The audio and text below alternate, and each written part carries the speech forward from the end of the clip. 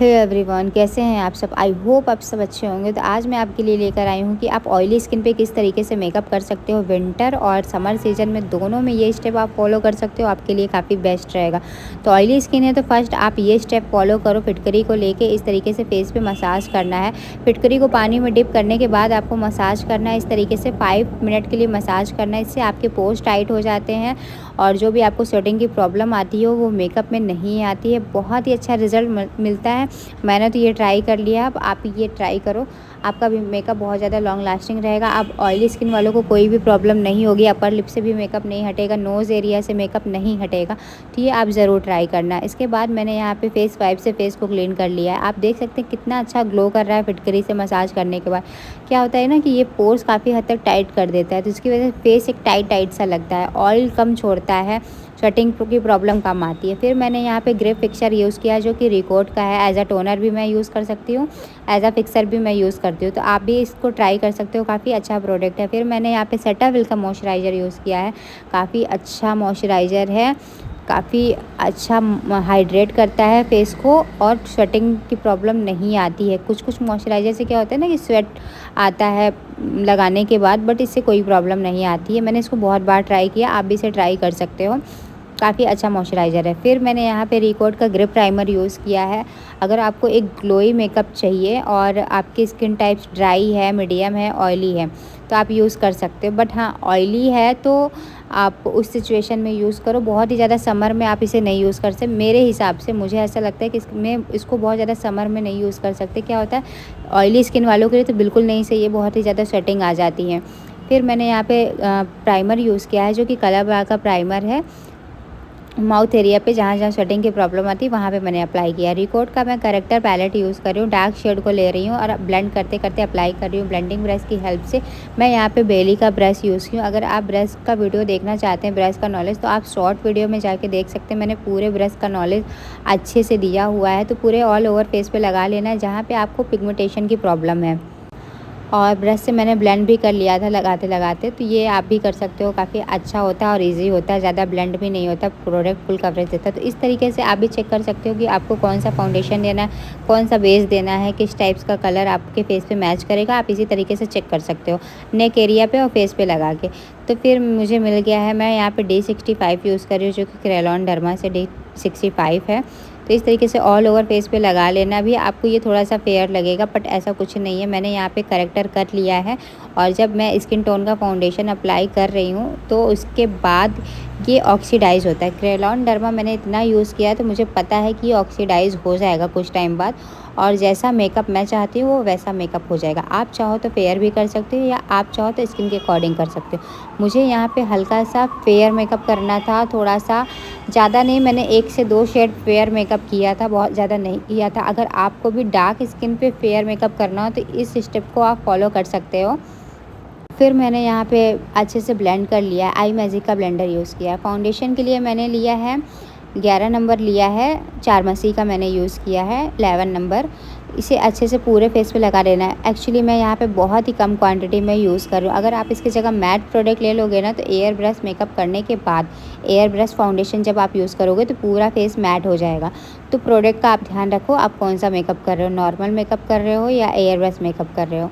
तो मैंने यहाँ पे मेकअप स्टूडियो का फाउंडेशन लिया है और एयर ब्रश मशीन में मैंने डालकर 2-3 ड्रॉप मैंने डाला है। उसके बाद डालने के बाद इस तरीके से आपको मशीन को सर्कुलर मोशन में धीरे धीरे राउंड राउंड करके चलाना। एक जगह नहीं करना वरना प्रोडक्ट इकट्ठा होकर वहाँ पर ड्राई हो जाता है। वैसे भी ये प्रोडक्ट हटता नहीं है, तो इस बात का ध्यान रखिएगा। इस तरीके से आपको धीरे धीरे करके पूरे फेस पे आपको इस फाउंडेशन का एप्लीकेशन करना है। ये एयर ब्रश का क्या फ़ायदा होता है, मेकअप बहुत ज़्यादा लॉन्ग लास्टिंग होता है, ऑयली स्किन के लिए परफेक्ट है, स्वेटिंग की प्रॉब्लम काफ़ी ज़्यादा कंट्रोल करता है। स्वेटिंग आती भी है तो मेकअप में कोई भी प्रॉब्लम नहीं आता, मेकअप इधर उधर बिल्कुल नहीं होता है। तो आपकी भी स्किन अगर ऑयली है और आप विंटर और समर में मेकअप कराना चाहते हो तो एयर ब्रश आप मेकअप करा सकते हो, काफ़ी अच्छा है। अगर मीडियम टू ड्राई स्किन है तो आपको एयर ब्रश की नीड नहीं होती है। ऑल ओवर फेस पे लगाने के बाद आपको 5 मिनट के लिए गैप ज़रूर देना है, तो ये ध्यान रखिएगा। थोड़ा थोड़ा करके फाउंडेशन का यूज़ करिएगा, एक बार में आपको ज़्यादा नहीं निकाल लेना है, थोड़ा थोड़ा करके निकालना है। फिर आप 5 मिनट के लिए छोड़ देना है फेस पे ड्राई होने तक में। आपको हाथ बिल्कुल नहीं लगाना है और ब्लेंड तो बिल्कुल नहीं करना है, ये आप ध्यान रखना। जब भी आप फाउंडेशन यूज़ करो एयर ब्रश से तो आप उसे 5 मिनट के लिए छोड़ दो और बिल्कुल भी ब्लेंडर से ब्लेंड नहीं करना है। ड्राई होने के बाद बस आप हल्का सा कंसीलर यूज़ कर सकते हो। कंसीलर मैंने यहाँ पे यूज़ किया था एल्फ का यहाँ पे मैंने लॉरा मर्शियर का लूज़ पाउडर से पूरे फेस को सेट कर दिया है। काफ़ी अच्छे से आपको सेट करना है। अगर आप समर में मेकअप कर रहे हो और विंटर में कर रहे हो तो ठीक है, नॉर्मल भी करोगे तो वो लॉन्ग लास्टिंग तो रहता ही रहता है।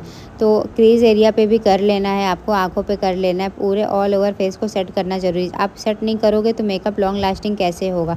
कहीं कहीं करोगे, कहीं कहीं छूट जाता है, तो मेकअप आपका कभी भी ड्रैग प्रूफ लॉन्ग लास्टिंग बिल्कुल नहीं हो सकता है। तो इस बात का आप ध्यान रखना। कुछ बिगनर्स होते हैं जिनको लगता है कि मैंने तो सारा कुछ अच्छे से किया, बट नहीं, आपसे कुछ मिस्टेक हो जाता है, तभी आपका मेकअप लॉन्ग लास्टिंग नहीं होता और अपर लिप्स और नोज़ एरिया से हट जाता है।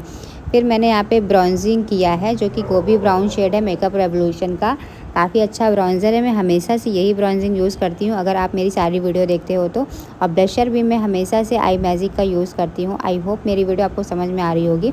फिर मैंने यहाँ पे फॉरहेड पे भी कर दिया, नोज़ पे भी करना बहुत ही इंपॉर्टेंट है, पूरे फेस पे मैं अच्छे से कर रही हूँ। फिर मैंने यहाँ पे आई मैजिक का ब्लशर यूज़ किया है, मैं थोड़ा ज़्यादा क्वांटिटी में मैंने यूज़ किया है, डार्क शेड को यूज़ किया है।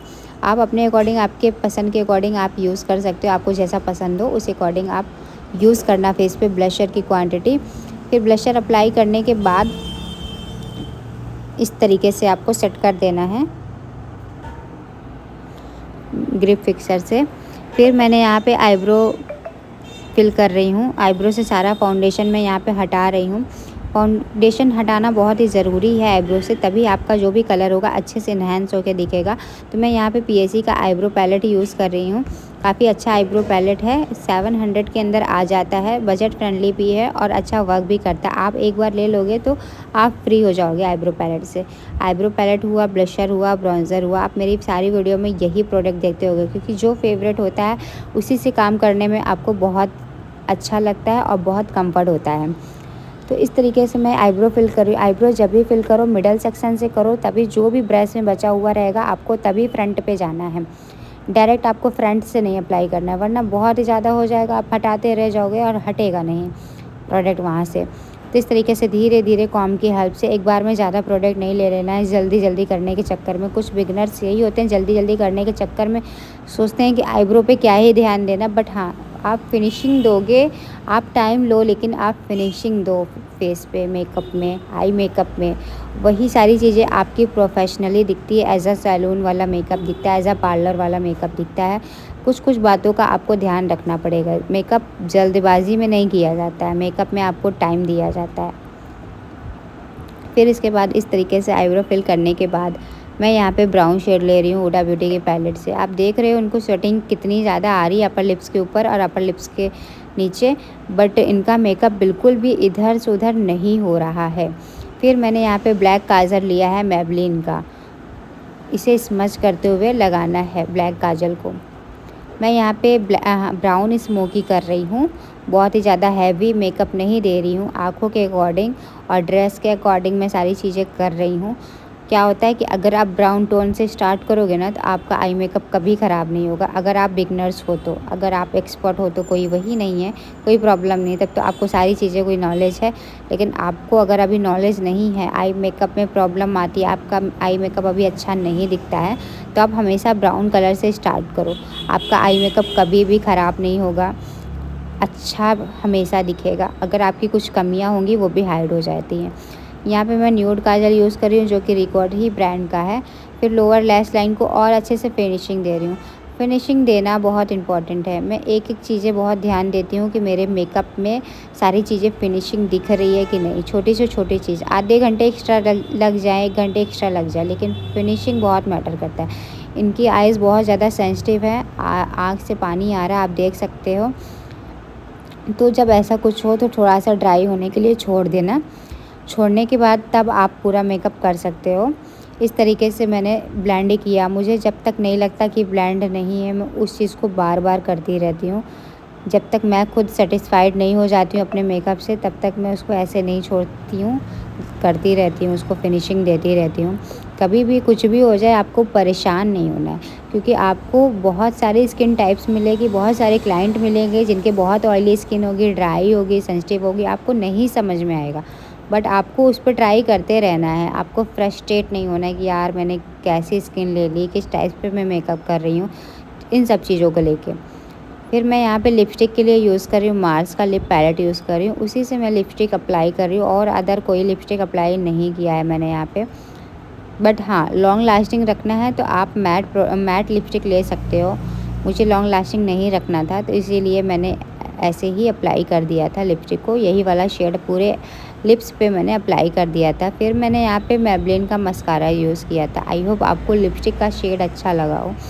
मस्कारा मैंने अप्लाई किया। मस्कारा अप्लाई करना बहुत इंपॉर्टेंट, ये बेसिक चीज़ें हैं जो बिगनर्स कहते हैं कि अरे छोड़ो हटाओ, ये छोटी मोटी चीज़ें क्या ही ध्यान देना, लैसेस डायरेक्ट लगा दो, बट नहीं, फिनिशिंग यही सारी चीज़ों से भी होती है और दिखती है। मैंने यहाँ पे ग्लिटर लाइनर यूज़ किया जो कि नॉन ब्रांड है, ऐसा ऑफलाइन ब्रांड है, तो आप इसकी जगह रिकॉर्ड का भी ग्लिटर लाइनर यूज़ कर सकते हो। एक्चुअली मुझे रिकॉर्ड के सारे प्रोडक्ट पसंद है, तो आप रिकॉर्ड पे ट्रस्ट कर सकते हो, उसमें कोई भी प्रॉब्लम आपको नहीं आती है। लोअर लैश लाइन पे भी मस्कारा लगाना कुछ बिगनर्स के लिए टफ़ होता है, बट अच्छा होता है, आप लोअर लैश लाइन पे भी लगा सकते हो। मैं यहाँ पे इनसाइड का ग्लॉस यूज़ कर रही हूँ। फाइनल मेकअप आप देख सकते हैं, मैंने एकदम जूम करके दिखाया विदाउट एनी फ़िल्टर लगाने से कुछ नहीं होता है। मेकअप जो रियल होता है वो रियल ही होता है। कुछ क्लाइंट कुछ क्या करते हैं, फ़िल्टर लगा देते हैं, उनको लगता है फ़िल्टर लगाने से हमारे क्लाइंट खुश हो जाएंगे, बट क्लाइंट्स को धोखे में रखना बिल्कुल सही नहीं है। आई होप मेरी वीडियो आपको अच्छी लगी। इसी तरीके से न्यू वीडियो देखने के लिए लाइक, सब्सक्राइब, शेयर करना मत भूलिएगा। फिर मिलते हैं नेक्स्ट वीडियो पे, नेक्स्ट टॉपिक पे। तब तक के लिए बाय बाय, टेक केयर।